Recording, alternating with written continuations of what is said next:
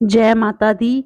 नवरात्रि की हर तिथि का अपना महत्व है, लेकिन अष्टमी और नवमी तिथि बहुत महत्वपूर्ण मानी जाती है। चैत्र नवरात्रि 9 अप्रैल 2024 दिन मंगलवार से प्रारंभ हो चुके हैं। मान्यता है कि नवरात्रि में मां दुर्गा पृथ्वी लोक पर आती हैं और भक्तों के दुख दर्द दूर करती हैं। यूं तो नवरात्रि की हर तिथि का अपना विशेष महत्व होता है, लेकिन अष्टमी व नवमी तिथि बहुत ही महत्वपूर्ण मानी गई है।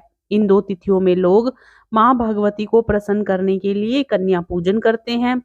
नवमी को हवन भी किया जाता है। चैत्र नवरात्रि में पड़ने वाली नवमी को राम नवमी का पर्व मनाया जाता है। त्रेता युग में इसी दिन भगवान श्री राम का जन्म हुआ था।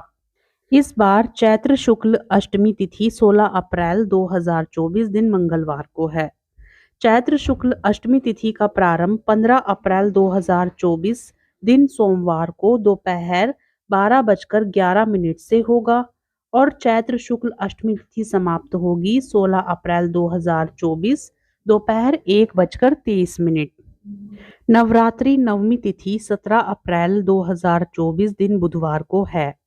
नवमी तिथि का प्रारंभ 16 अप्रैल 2024 को दोपहर 1:23 पर शुरू होगी और नवमी तिथि समाप्त होगी 17 अप्रैल 2024 दोपहर 3:14 पर।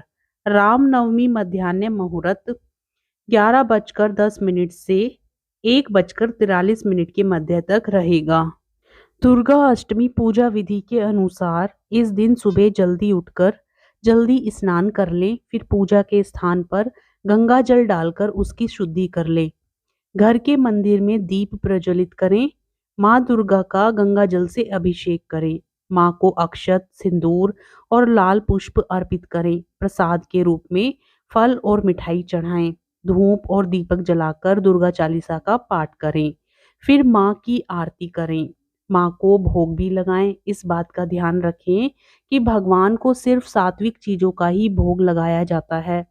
राम नवमी पूजा विधि के अनुसार इस पावन दिन सुबह जल्दी उठकर स्नान करने के बाद स्वच्छ वस्त्र पहन लें।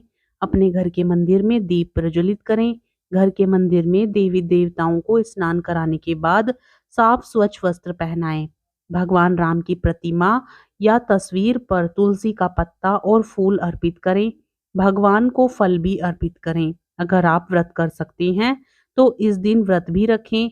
भगवान को अपनी इच्छानुसार सात्विक चीजों का भोग लगाएं। इस पावन दिन भगवान राम की आरती अवश्य करें। आप रामचरितमानस, रामायण, श्री राम स्तुति और राम रक्षा स्तोत्र का भी पाठ इस दिन कर सकते हैं। भगवान के नाम का जाप करने का बहुत अधिक महत्व होता है। आप राम, जय सिया राम, जय श्री राम इन मंत्रों का जाप कर सकते हैं। इसके अतिरिक्त राम नाम के जप में कोई विशेष नियम नहीं होता। आप कहीं भी कभी भी राम नाम का जप कर सकते हैं। अष्टमी नवमी के दिन कन्या पूजन भी की जाती है। नवरात्रि पर्व पर दुर्गा अष्टमी और राम नवमी के दिन कन्याओं की पूजा की जाती है, जिसे कंचक भी कहा जाता है। इस पूजन में 9 साल की कन्याओं की पूजा करने का विधान है। माना जाता है कि महागौरी की उम्र भी 8 साल की थी। कन्या पूजन से भक्त के पास कभी भी कोई दुख नहीं आता और माँ अपने भक्त पर प्रसन्न होकर मनवांछित फल देती हैं।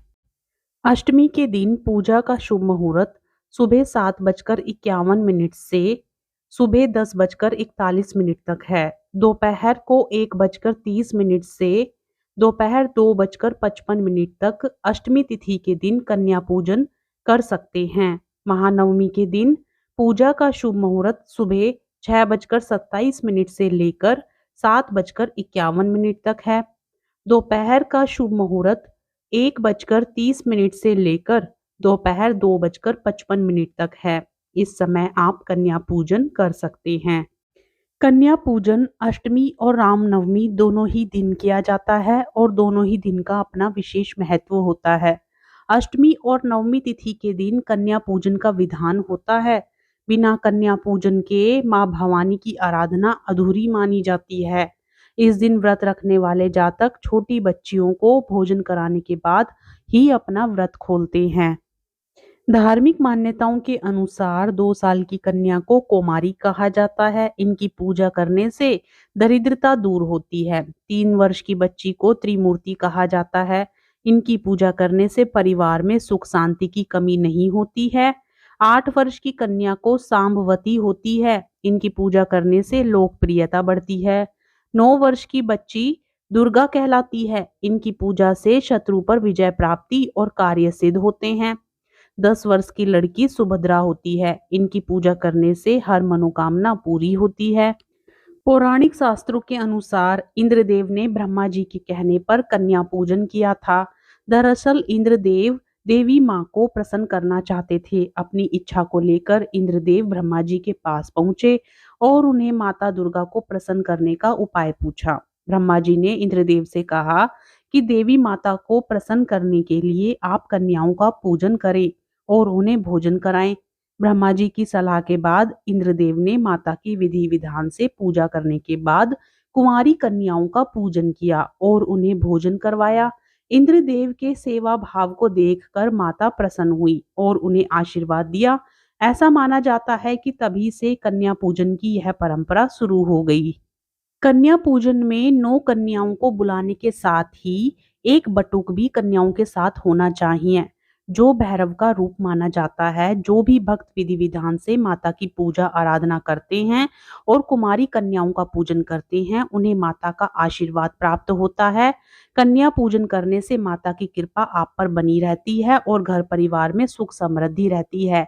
ऐसा करना आपके धार्मिक और आध्यात्मिक ज्ञान को भी बढ़ाता है। जय माता दी मित्रों, हम आशा करते हैं कि आपको कन्या पूजन से जुड़ी यह जानकारी पसंद आई होगी।